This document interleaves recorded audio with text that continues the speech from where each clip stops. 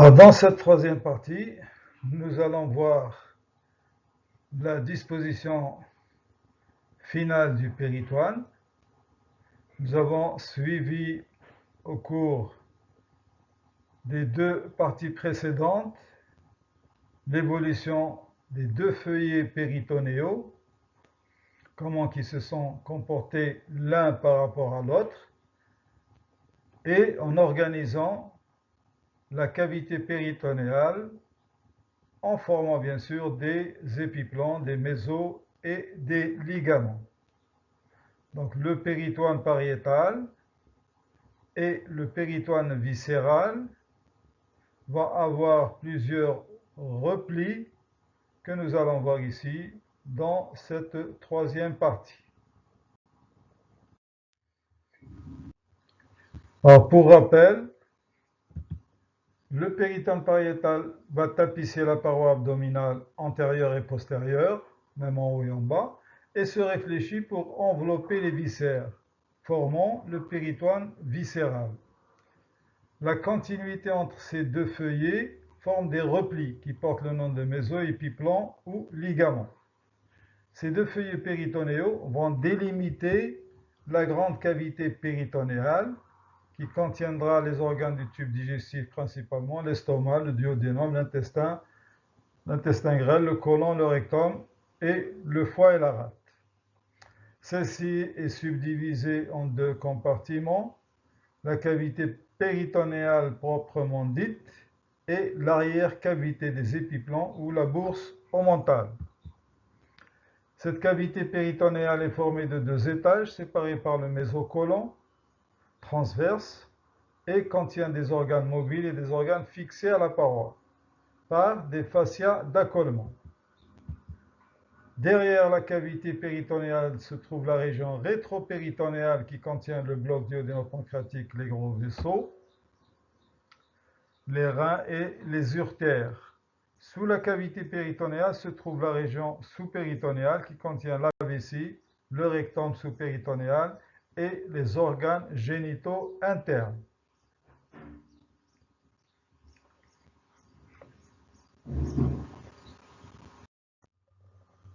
Ces replis péritonéaux, ce sont des ponts entre le péritoine pariétal et le péritoine viscéral. Donc ce sont des ponts d'union entre ces deux types de péritoines. Et ces replis vont relier soit la paroi abdominale à un organe, soit deux organes intra-abdominaux, deux organes soit digestifs, ou bien un organe digestif et un organe non digestif. Et ces replis vont former bien sûr des mésos, des ligaments, des épiplans, qu'on appelle aussi omentum, et des fascias d'accolement. Nous allons voir ces différents replis péritonéaux. Toute la cavité abdominopelvienne est tapissée par le feuillet péritonéal pariétal. Et les organes, c'est le feuillet péritonéal viscéral. Alors, ce feuillet péritonéal pariétal s'individualise en quatre parties. Une première partie ici en haut, sous le diaphragme, c'est le feuillet pariétal supérieur ou diaphragmatique. Donc il est au contact du diaphragme. La paroi abdominale antérieure est tapissée aussi par le feuillet pariétal antérieur, donc c'est le péritoine pariétal antérieur. En arrière, c'est le feuillet pariétal postérieur aussi, sur la partie interne de la paroi abdominale. Et en bas, ces deux feuillets se réfléchissent ici sur les organes urogénitaux et le rectum, formant le feuillet pariétal inférieur qui est le feuillet pariétal pelvien. Donc ce feuillet pariétal s'individualise en quatre segments: pariétal antérieur, pariétal postérieur, pariétal supérieur et pariétal inférieur. Alors, nous allons suivre ici ce péritoine pariétal, sa réflexion sur les organes de la cavité abdominale. Donc, vous avez ici, en haut, c'est le foie, avec le feuillet viscéral qui va l'entourer, et former en haut un ligament qui va le rattacher au diaphragme. C'est le ligament suspenseur, ou bien le ligament falciforme. Ensuite, entre le foie et l'estomac, ce péritoine viscéral va se prolonger sur les faces antérieures et postérieures de l'estomac par le petit omentum ou le petit épiplan, contourner l'estomac et former le ligament gastrocolique. Derrière, vous avez le bloc duodéno-pancréatique, pancréas entre D1 en haut et D3 en bas, relié à la paroi postérieure, comme nous l'avons vu par le fascia de Treitz. Et là, il envoie ici deux feuillets vers le côlon transverse, formant ce qu'on appelle le mésocôlon transverse. Ces deux feuillets du mésocôlon transverse se continuent en avant du côlon transverse, et les deux feuillets qui proviennent du ligament gastrocolique vont former ici ce qu'on appelle le grand omentum ou le tablier épiploïque, qui est formé de 4 feuillets. Deux feuillets qui proviennent ici à partir du ligament gastrocolique et deux feuillets qui proviennent du mésocôlon transverse. L'ensemble formera le grand omentum avec 4 feuillets qui vont s'accoler. Ensuite, vous avez ici la paroi postérieure vers le grêle, c'est le mésentère, donc il va entourer pratiquement tout le grêle. Et en bas, les deux feuillets pariétaux, ici, vont se réunir pour former le péritoine péritonéal. Donc c'est la région sous-péritonéale ici, et ce cul-de-sac ici, le point le plus déclive, forme ce qu'on appelle le cul-de-sac vésico-rectal, qu'on appelle ici cul-de-sac de Douglas. Donc là, vous avez la formation de la grande cavité péritonéale, et en haut, cette cavité en jaune, c'est le diverticule de cette grande cavité péritonéale qu'on appelle la bourse omentale ou l'arrière-cavité des épiplans. Vous voyez distinctement ici, au départ, les deux récessus, ici, supérieur et inférieur. L'inférieur ici n'existera plus, c'était la poche épiploïque qui va s'accoler, les deux feuilles vont s'accoler ici, et il n'y aura plus de poche épiploïque. Donc ne restera que le récessus supérieur et le récessus latéral qui va vers la rate. Donc il y a un récessus latéral vers la rate, un récessus en haut derrière le foie. Celui-ci va disparaître par l'accolement des deux feuillets qui proviennent du ligament gastrocolique et les deux feuillets qui proviennent du mésocôlon transverse pour former ce grand omentum. Et le mésocôlon ici transverse va subdiviser cette cavité péritonéale en deux étages. Celui-ci, c'est ce qu'on appelle l'étage sus-mésocolique. Le reste vers le bas, c'est ce qu'on appelle l'étage sous-mésocolique. Et vous voyez ici cette formation des replis, un ligament, un épiplan, un méso. Nous allons voir la disposition définitive pour chaque organe. Il y a quelque chose, un méso, un ligament, un épiplan. Alors, on commence par les mésos. Donc, vous avez ici le schéma qui vous montre le principe d'un méso. On appelle méso des replis péritonéaux entre le péritoine pariétal et le péritoine viscéral. Ce sont ces replis qui unissent à la paroi un segment du tube digestif. Et le méso, on lui rajoute le nom du segment du tube digestif qui lui est rattaché. Donc pour l'estomac, ça va former le mésogastre. Pour le duodénum, ça va former le mésodiodénum. Pour le grêle géjuno-iléen, ça va former le mésentère. Pour le côlon, c'est le mésocôlon. Donc voilà ici un méso. Donc c'est le péritoine intermédiaire entre le péritoine pariétal postérieur et le péritoine viscéral. Alors le nom de méso s'applique également à quelques replis du péritoine génital, vous verrez ça plus tard. Pour l'ovaire, c'est le mésovarium, pour l'utérus, c'est le mésométrium, pour la trompe, c'est le mésosalpinx. Donc chaque méso présente un bord pariétal ici, c'est le bord pariétal du méso, qui va former pour certains mésos la racine, comme pour le grêle, la racine du grêle, la racine du mésentère. Donc un bord pariétal aux racines en continuité avec le péritoine pariétal postérieur.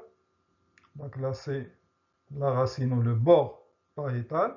Et là vous avez, lorsque les deux feuillets ici vont se rejoindre ici, on appelle ça le bord libre. Ça c'est le bord libre du péritoine, lorsqu'il entoure un segment du tube digestif. Entre les deux feuillets, vous allez avoir automatiquement pour chaque méso un pédicule vasculaire qui provient de l'aorte et qui va vasculariser le segment du tube digestif. Donc il y a automatiquement un pédicule vasculaire à l'intérieur. Voilà le principe du méso.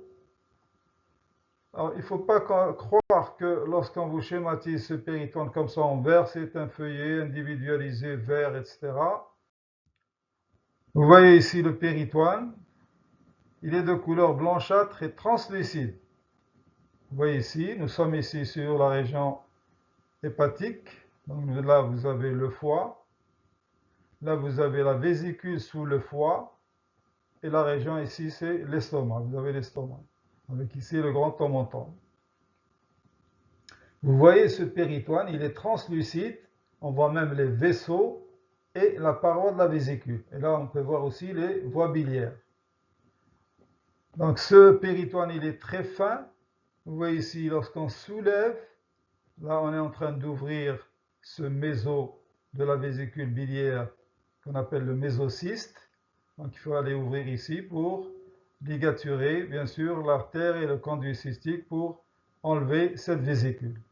Vous voyez, lorsque le crochet ici soulève le péritoine, il est translucide. On voit au travers, on voit le crochet.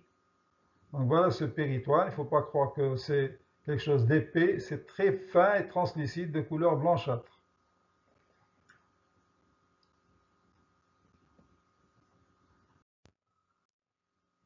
Nous avons ici un schéma qui va nous résumer l'ensemble des mésos. Donc vous avez ici le cadre colique, en bas le rectum. Là vous avez l'intestin grêle, c'est-à-dire le jéjuno-iléon. Donc on a déjà vu en principe ces mésos. Ça c'est leur disposition définitive.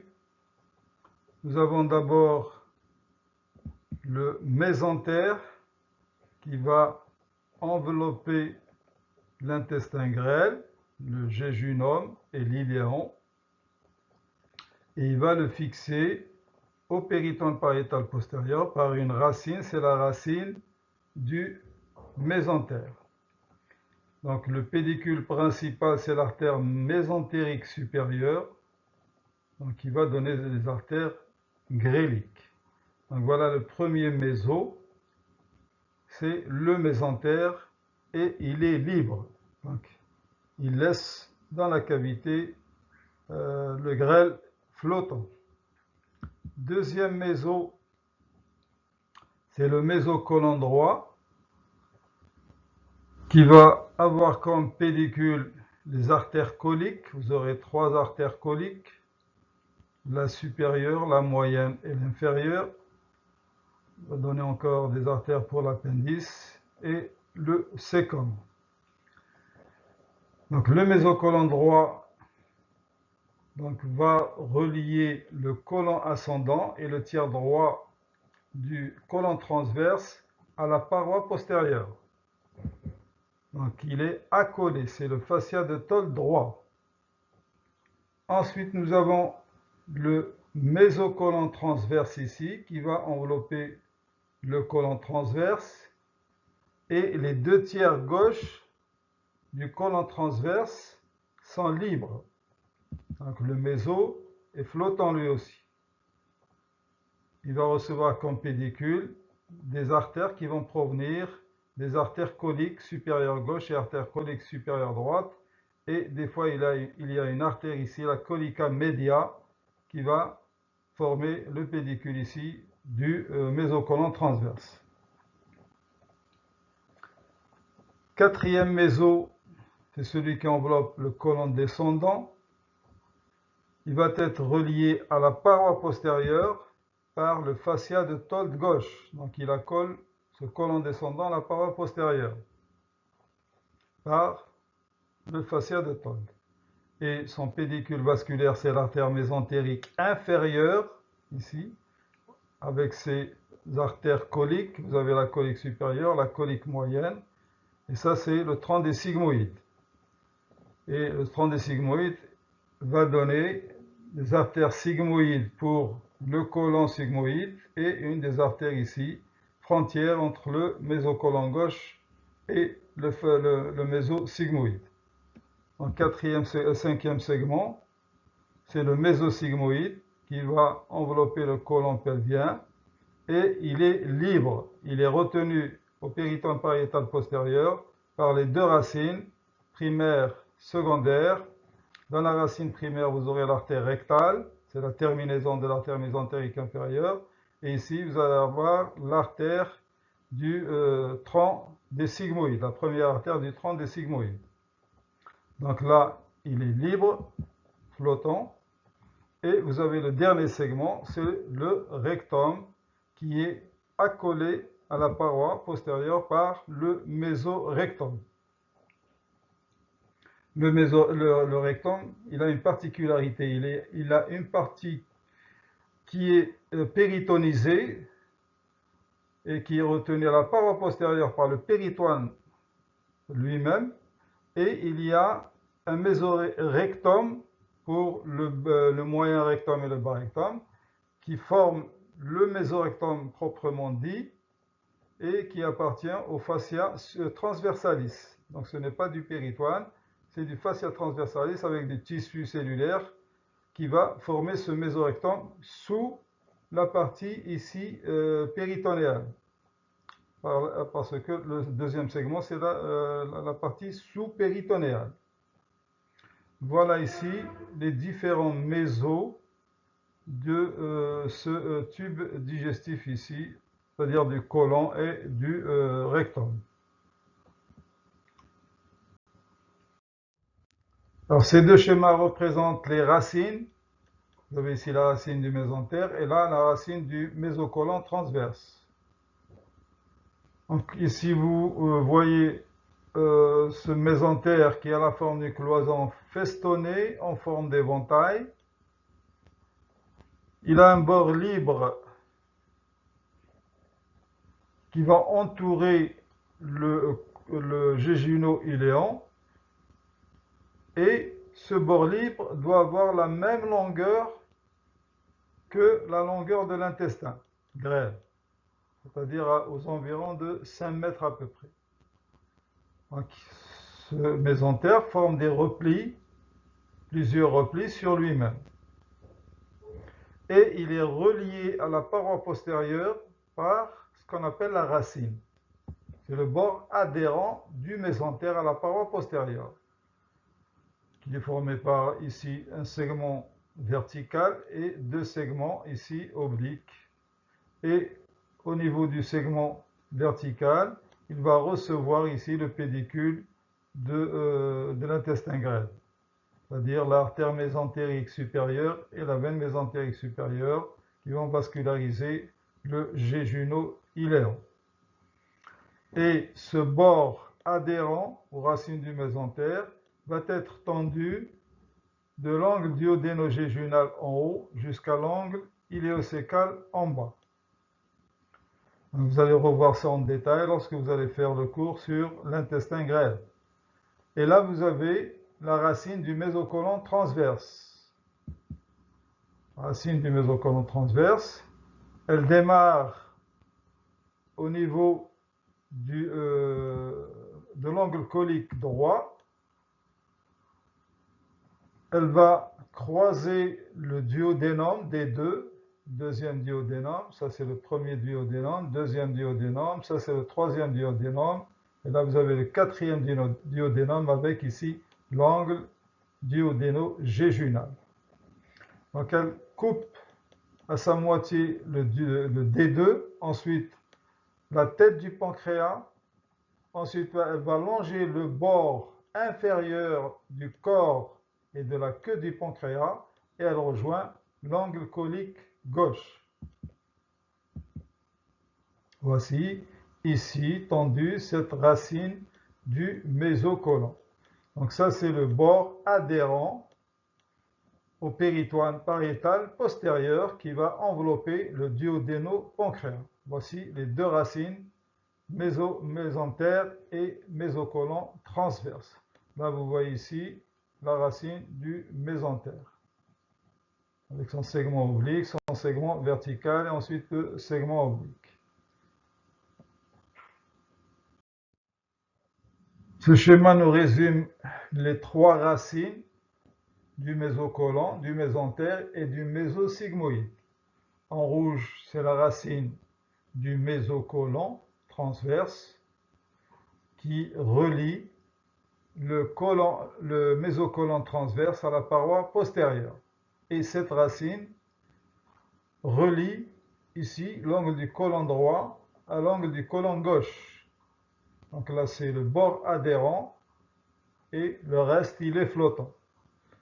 Deuxième racine, c'est la racine du mésentère entre l'angle duodéno-jéjunal en haut et l'angle iléosécal en bas. C'est la racine du mésentère avec un segment vertical, deux segments obliques. Donc là, c'est le bord adhérent qui est la racine du mésentère. Le reste, il est flottant. Et là, vous avez aussi le mésosigmoïde. C'est la racine du mésosigmoïde, adhérent péritoine pariétal postérieur, racine verticale ou primaire, racine oblique ou secondaire. Donc le reste, il est flottant. Voilà les trois racines qui vont relier ces mésos à la paroi postérieure du péritoine. Alors ce schéma, c'est pour vous montrer surtout la flexuosité du mésentère. Vous voyez comment il est replié sur lui-même.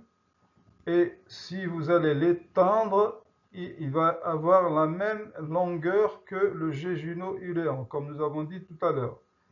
Le grêle a une longueur à peu près de 4 à 5 mètres. Il peut aller jusqu'à 6 mètres des fois. Donc voilà la racine. Et sur la racine, ce bord libre qui va former des plis. Et l'ensemble, c'est un éventail, bien sûr. Et là, vous avez le mésocolon droit, le mésocolon transverse. Vous voyez, on a un petit peu relevé vers le haut le côlon transverse. Là, vous avez le côlon pelvien avec le mésosigmoïde. Et là, vous avez le mésocolon gauche.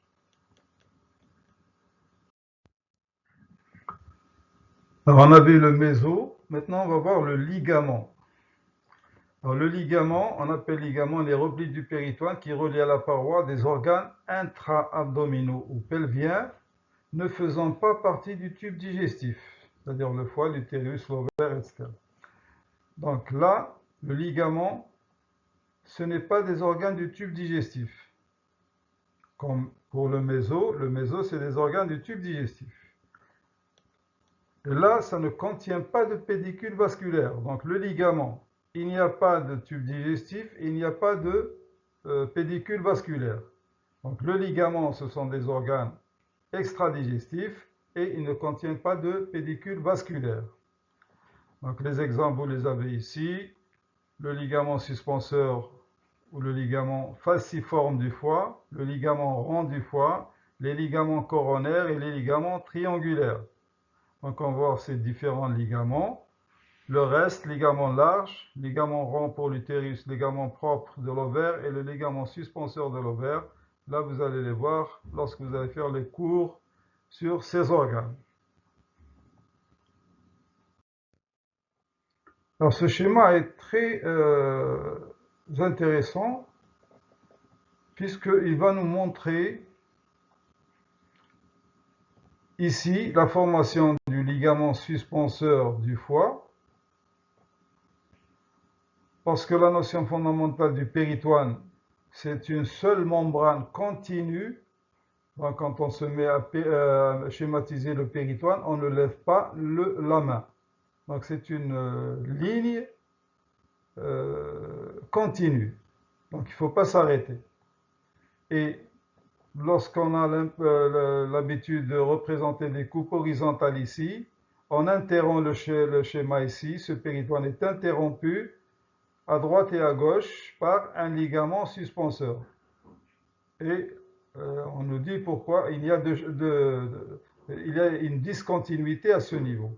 Pour comprendre, vous voyez ici, pour revenir ici, vous avez le foie ici qui est recouvert par le péritoine viscéral.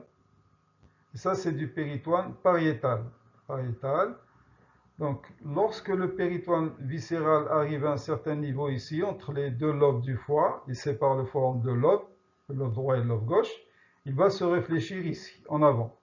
Il se réfléchit en avant et il va passer ici sous une veine. C'est la veine ombilicale. Et il va remonter à gauche. Donc là, c'est le côté droit. Il passe sous la veine ombilicale, il remonte à gauche et il revient en péritoine pariétal. Donc, quand on voit ici, pour comprendre le schéma en coupe, vous allez voir du péritoine viscéral, ensuite du péritoine pariétal et du péritoine viscéral. Donc, ça va former ici un ligament et ce sera le ligament suspenseur du foie ou le ligament falciforme. Et ce ligament falciforme va se prolonger en dessous de cette veine ombilicale jusqu'au niveau de l'ombilic pour former le ligament rond du foie. Donc, ces deux ligaments vont maintenir le foie suspendu au diaphragme en haut et le foie qui est retenu en avant à la paroi abdominale. Donc là, le péritoine viscéral, vous voyez qu'il colle au foie, il est intimement lié, vous voyez comme il est translucide. Vous allez voir uniquement la couleur du parenchyme hépatique en marron. Et là, vous voyez le péritoine pariétal. On a l'habitude de le schématiser comme ça en vert pour le différencier du péritoine viscéral. Et là, c'est du péritoine pariétal. Voilà ici, ce ligament suspenseur, c'est la réflexion du péritoine pariétal et viscéral entre les deux lobes pour maintenir suspendu le foie sous le diaphragme et pour le maintenir aussi à la paroi antérieure de l'abdomen par ces deux ligaments suspenseurs, ligaments ronds. Alors là, nous avons le même schéma.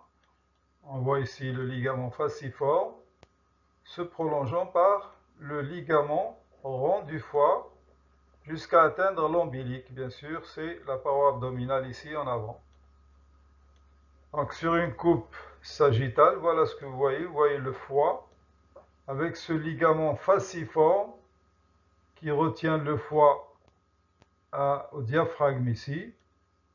Et il va se prolonger ici en avant, c'est une coupe sagittale, vers l'avant ici, vers l'ombilic, par ce ligament qui est le ligament rond du foie, à différencier du ligament rond chez la femme de son utérus. Donc voilà le ligament falciforme et voilà le ligament rond qui va l'amener jusqu'au niveau de l'ombilic. Là, sur la face inférieure du foie, vous revoyez ici le petit épiplon, le petit omentum vers l'estomac. Et en arrière ici, c'est le vestibule, l'entrée après le hiatus de Winslow en passant par la porte bleue. Nous sommes ici dans le vestibule. Voilà le vestibule ici. Donc là, en arrière, vous avez les ligaments coronaires. Vous allez voir sur un schéma en vue postérieure qui se prolongeront à droite et à gauche par les ligaments triangulaires. Voilà la réflexion du péritoine viscéral sur la paroi postérieure. Et ici, c'est du péritoine viscéral qui se réfléchit sur la paroi postérieure, sur le diaphragme ici bien sûr, pour former ici ces ligaments sont les ligaments coronaires. On va voir sur un autre schéma. Ça, c'est la face postérieure du foie.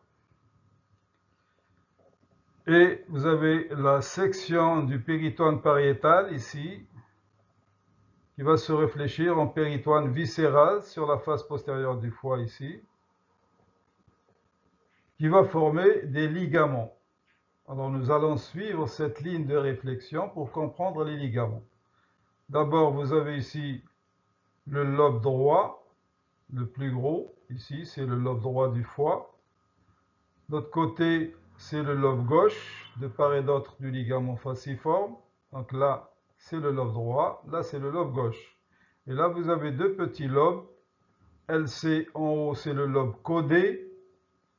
Et en bas, entre le ligament rond et la vésicule biliaire ici, c'est le lobe carré.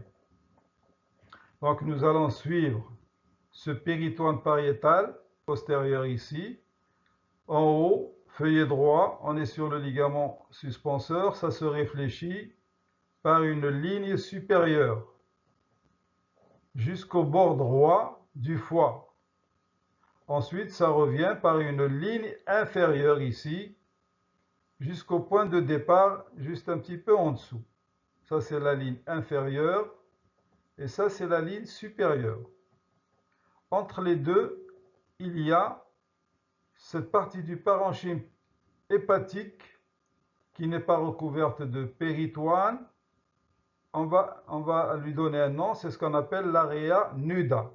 Donc, elle est dépourvue de péritoine. Là, vous avez bien sûr la veine cave inférieure qui passe ici et elle est reliée ici par le méso-hépatocave. Donc, ça c'est du péritoine, de réflexion pariétale sur le péritoine viscéral du foie. Et ce sont les deux lignes de réflexion supérieure et inférieure. Donc là, la supérieure et l'inférieure vont former ici ce qu'on appelle le ligament coronaire. De part et d'autre de l'area nuda, en haut et en bas, c'est le ligament coronaire. Lorsqu'on arrive ici plus à droite, ces deux lignes de réflexion se rejoignent et ça forme un petit triangle et ça forme le ligament triangulaire droit. Donc là, c'est le ligament coronaire avec le feuillet supérieur et inférieur. Et là, c'est le ligament triangulaire avec ses deux feuillets supérieurs et inférieurs. Ensuite, le feuillet inférieur ici contourne. Il passe entre le lobe caudé et la veine cave inférieure. Il va contourner le lobe caudé en haut. Et il va redescendre le long du lobe caudé jusqu'au niveau du petit épiplan. Ou bien petit omenton. Il va engainer les éléments du petit épiplan. Et il va remonter vers l'origine en haut de la ligne de réflexion supérieure. Et ces deux lignes de réflexion vont former ce qu'on appelle la fissure du conduit veineux d'Arancius.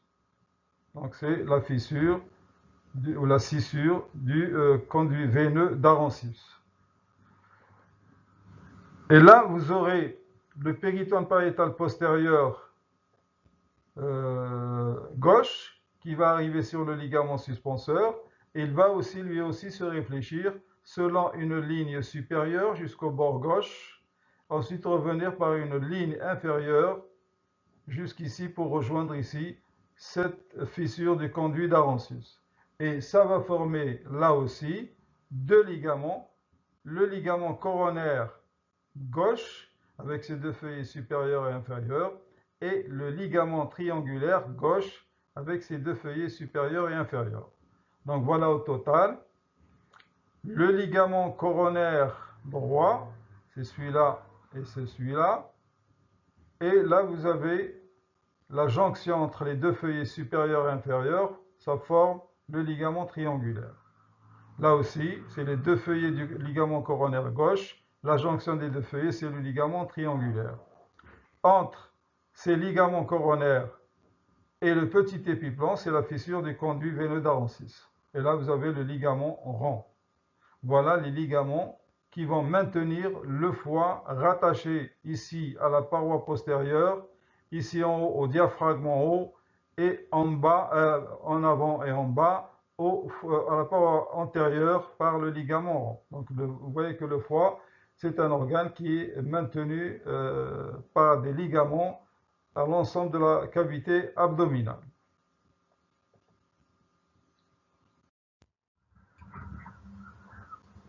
Alors, la troisième entité de ces replis péritonéaux, ce sont les épiplans. Donc, on appelle épiplans ou omontums des replis péritonéaux qui s'étendent entre deux organes intra-abdominaux. Vous avez le petit épiplan ou le petit omontum, l'épiplan gastrosplénique et l'épiplan ici pancréatico-splénique. Pour le méso, il y a du digestif. Pour le ligament, il n'y a pas du digestif. Pour l'épiplan, il y a du digestif. Donc ce sont des replis péritonéaux qui s'étendent entre deux organes intra-abdominaux. Ils peuvent être non digestifs les deux, comme ici, pancréatico-splénique, ou bien indigestif, l'autre non digestif, comme ici, l'épiplan gastro-splénique. Voilà pour l'épiplan. Et ces épiplans vont contenir toujours aussi un pédicule vasculaire. Donc là, c'est déjà vu. Péritone pariétal, péritone viscéral, méso, épiplan et ligament. Tout cela sont des parties d'une même membrane partout continue, limitant la cavité abdominale. La bourse mentale, c'est le diverticule de la cavité péritonéale. On y accède par le foramen épiploïque ou le hiatus de Winslow. Donc tout ça, ces mésoligaments épiplans suivent l'évolution des organes, bien sûr, auxquels ils sont annexés depuis les premiers stades embryonnaires jusqu'au stade terminal. L'évolution complexe va entraîner un changement de leur orientation, de leur superposition. À l'origine, ils sont libres et flottants dans la cavité abdominale. Secondairement, des accolements se produisent entre les feuillets péritonéaux en contact pour certains. Alors ces accolements, voilà, ça forme le fascia 13, fascia tolde droit et tolde gauche. Voilà pour ces trois entités, méso, ligament et épiplan. Donc on va voir sur des schémas ces épiplans. Alors cette coupe horizontale de l'abdomen passant par T12, 12e vertèbre thoracique, va nous montrer la position de ces épiplans. Donc nous avons ici la région rétropéritonéale, même le pancréas est rétropéritonéal, puisqu'il est recouvert de péritone pariétal postérieur, et là c'est l'accolement postérieur.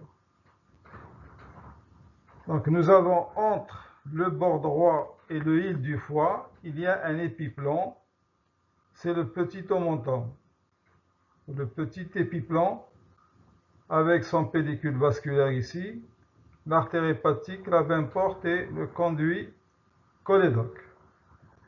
Voici ici ces éléments et ils sont groupés sur le bord externe au niveau de son bord libre. Nous allons revoir sur un petit schéma la division de ce petit omontum. Et entre la veine porte et la veine cave, souvenez-vous qu'il y a le passage de la grande cavité péritonéale vers l'arrière-cavité des épiplans, la bourse omontale, par ce foramen ici épiploïque. C'est la porte bleue ici. Ensuite, du bord gauche, c'est-à-dire de la grande courbure de l'estomac vers le hile de la rate, il y a un épiplan qui va les relier.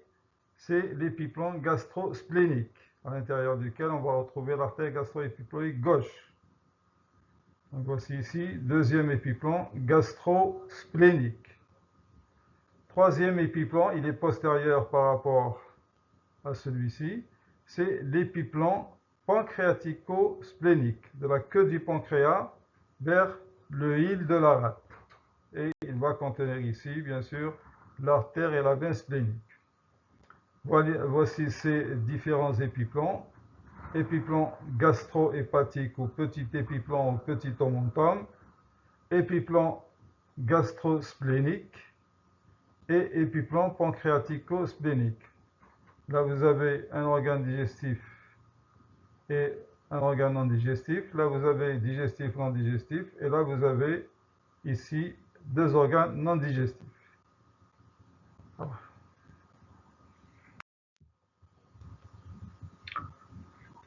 Alors, le petit épiplan est subdivisé en trois régions. ici, nous avons ici d'abord l'œsophage, l'estomac, le duodénum.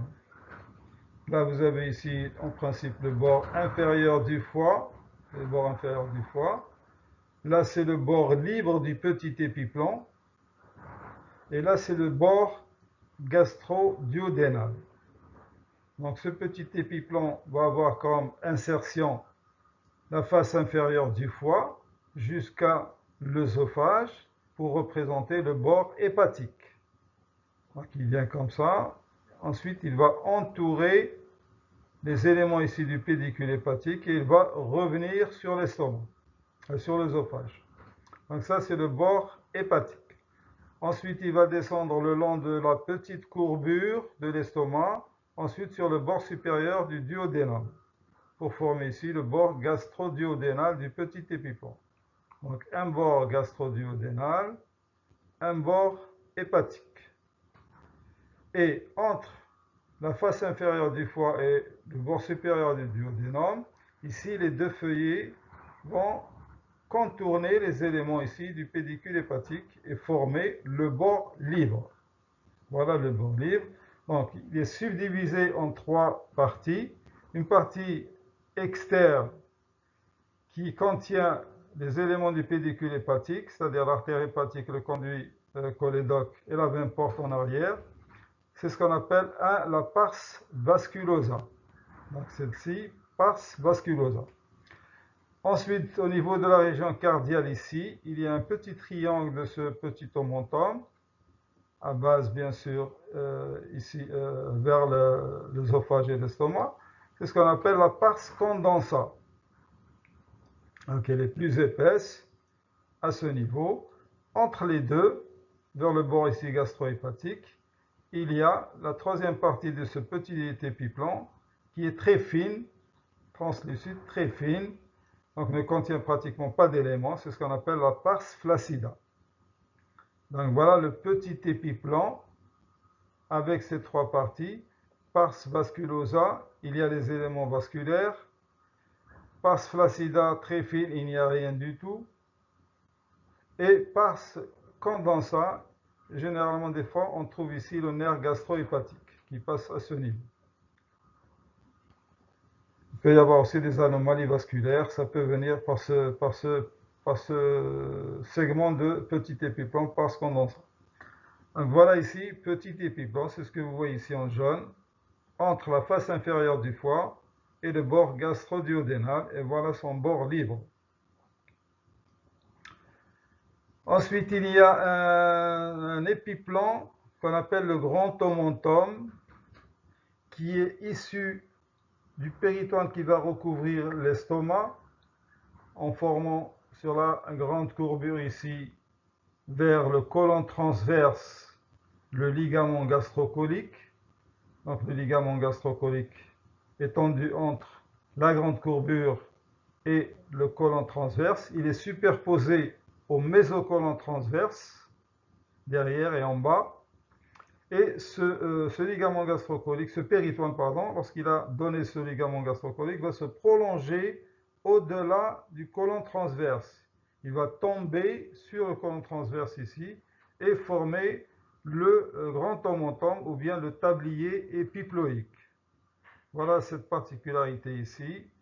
Donc il ne relie pas deux éléments de la cavité abdominale.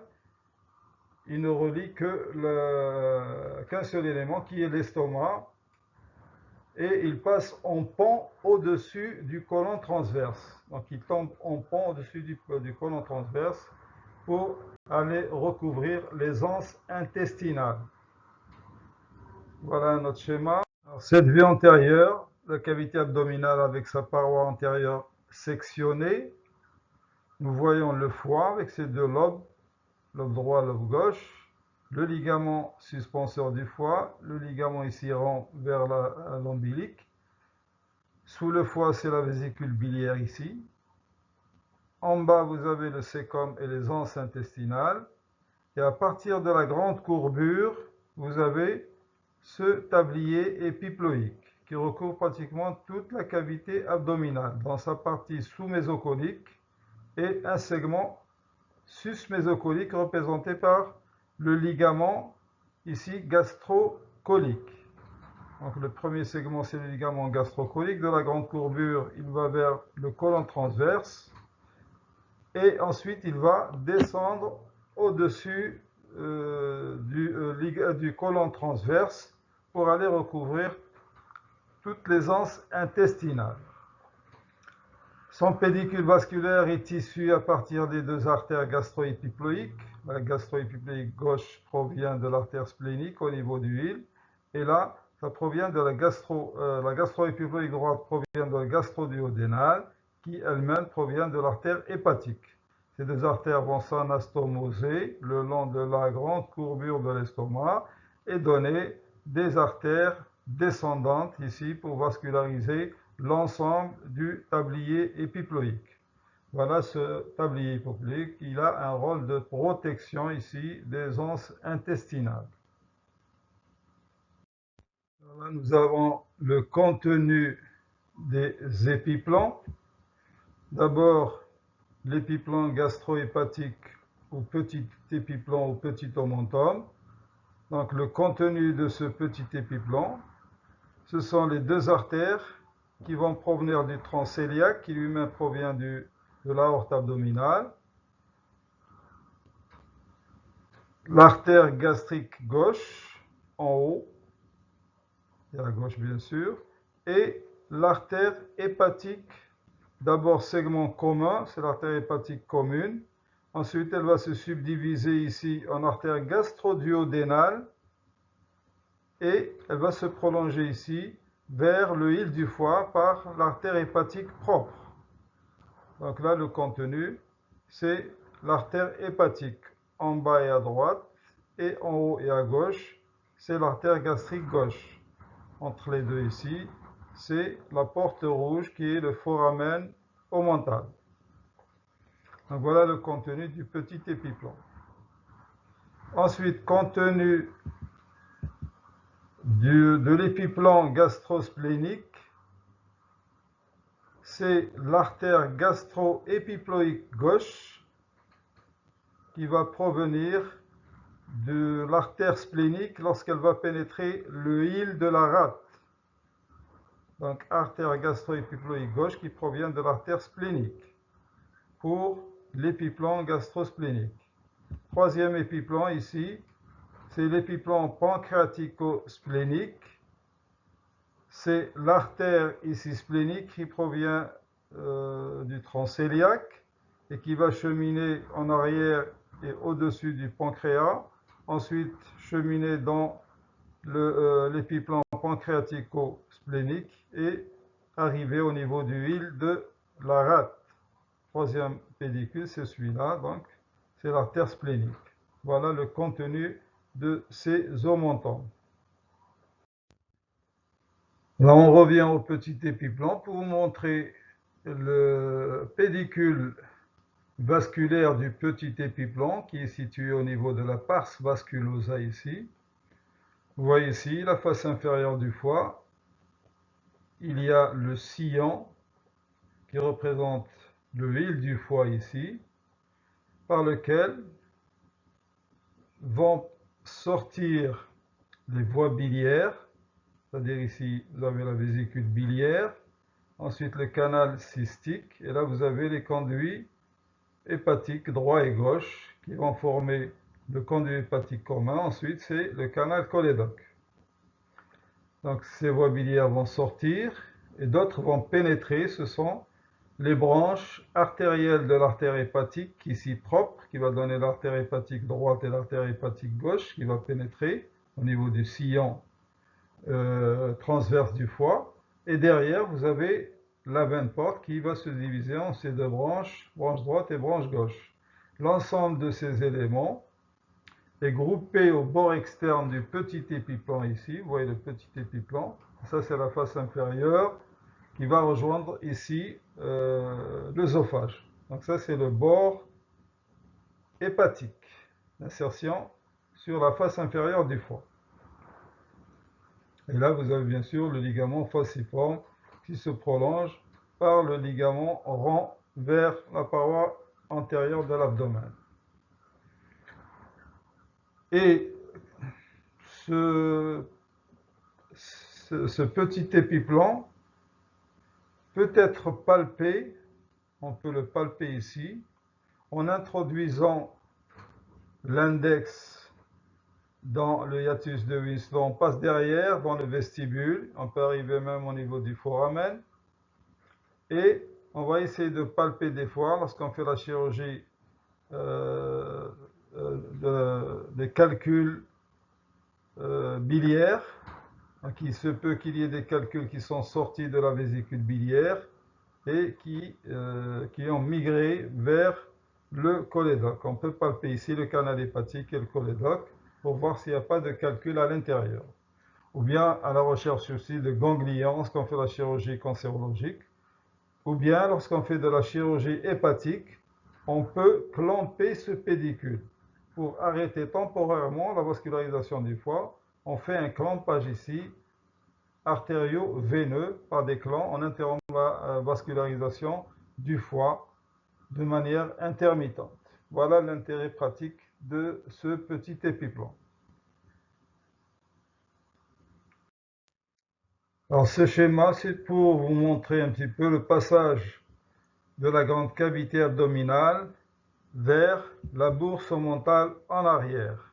Donc l'estomac a été réséqué et vous voyez ce passage ici en noir derrière le petit épiplan.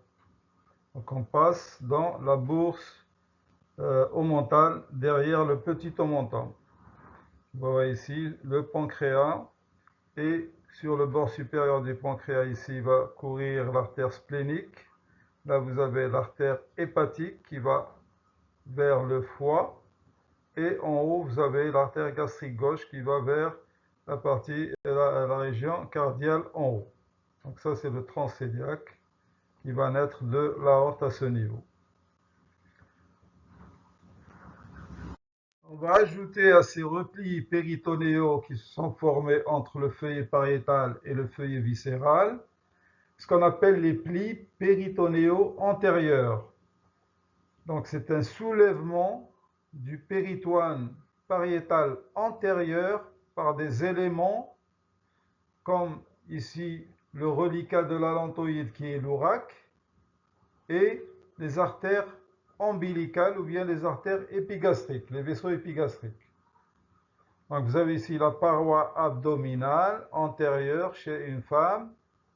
Là vous revoyez votre ligament suspenseur, ça c'est le ligament rond, et là vous avez l'ombilique.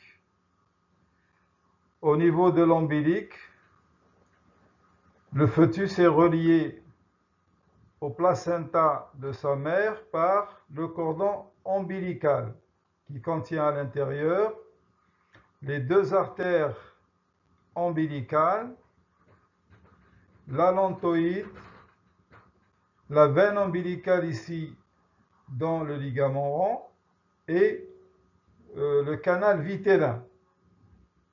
Après la naissance, le cordon est sectionné et tout cela va s'atrophier, va se fermer, va se fibroser pour laisser des reliquats.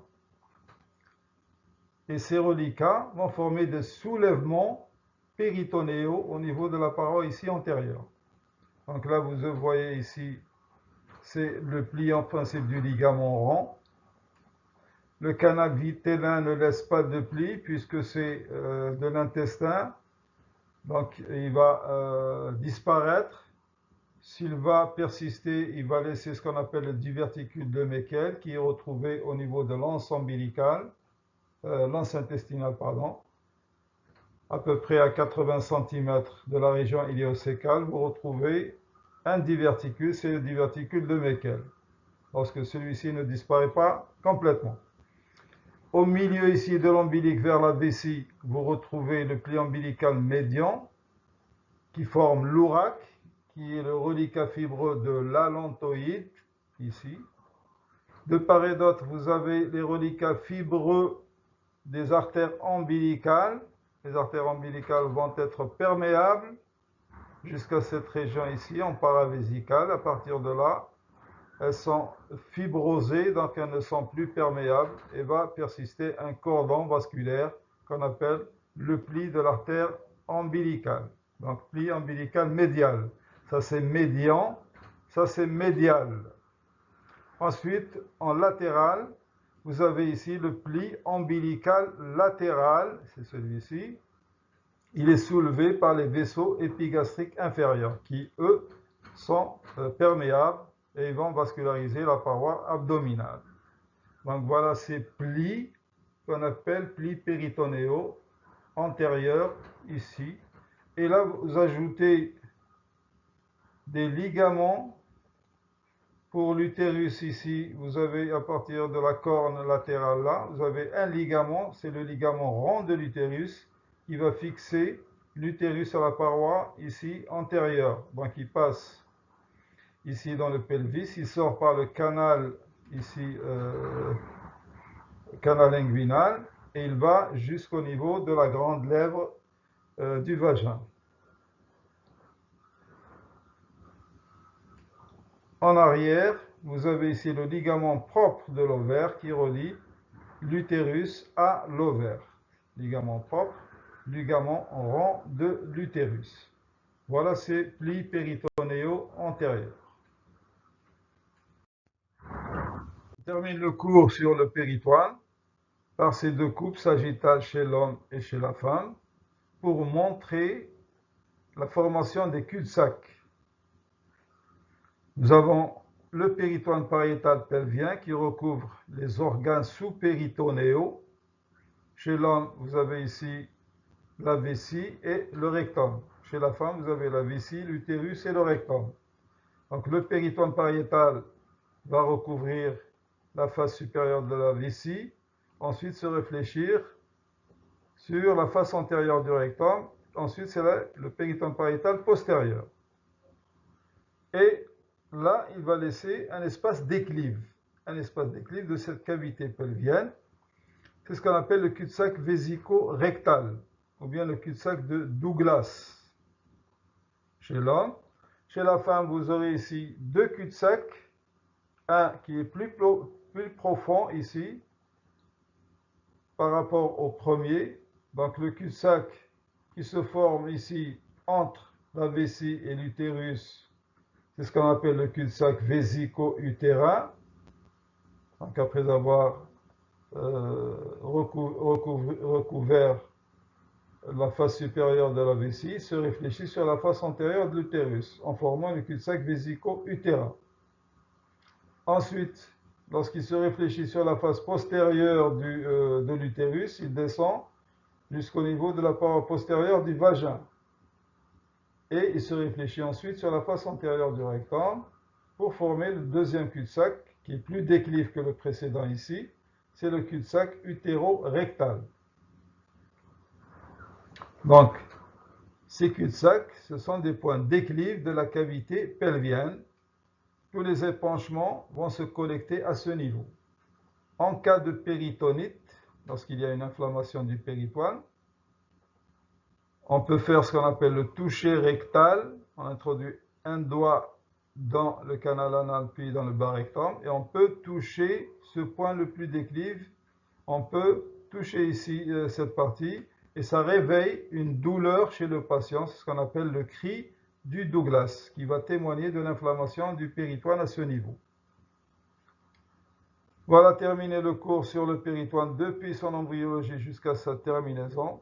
J'espère avoir été clair dans cet exposé en choisissant des schémas simples et explicites pour une bonne compréhension. Je vous souhaite un bon courage pour votre examen et à bientôt.